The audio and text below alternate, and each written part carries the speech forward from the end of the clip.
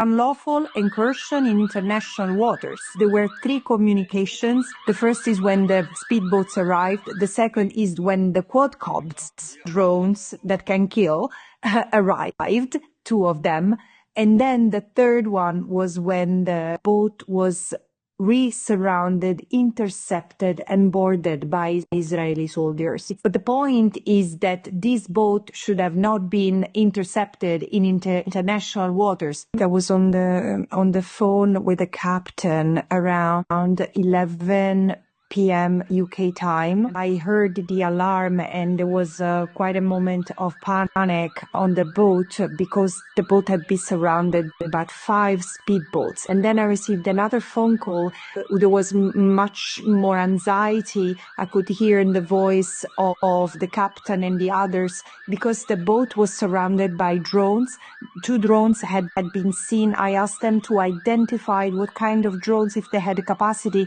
And in a few minutes, they told me they had seen quadcopters, drones that can shoot. So they took cover and the boat was meanwhile being sprayed with a white substance. This was the end of the second phone call, and around 12:30 a.m. UK time, I received another phone call that they had been intercepted. So the soldiers were coming in, and I could hear the voice of the soldiers on the boat that the captain was still speaking, saying, until we were boarded and no one was wounded.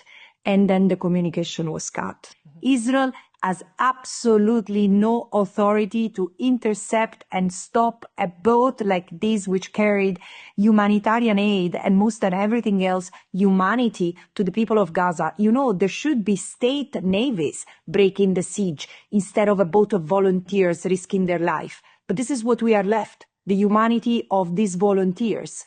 And now, because the boat has a UK flag, it's absolutely urgent that the UK intervenes for the release of the boat and the crew so they can continue their sailing to Gaza unfettered. With Israel, you never know how it can end and how it can play out. Probably what it will be done was to take the boat to Ashdod and say, yes, we will deliver the aid, and probably it will even come.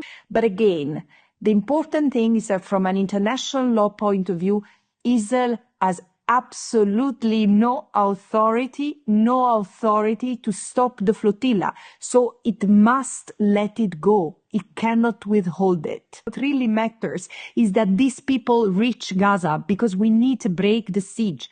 I insist, the siege is unlawful, and it's unlawful for all member states who have, among others, the obligation to prevent genocide. What is Italy doing to prevent genocide? What is Australia doing to prevent genocide? I can tell you, pretty much nothing. Why do I say that? Because over 600 days of genocide, and there is a wall-to-wall consensus that is mounting among genocide scholars. It's not just me 1.5 years ago denouncing genocide with other UN independent experts. Of course Israel refutes.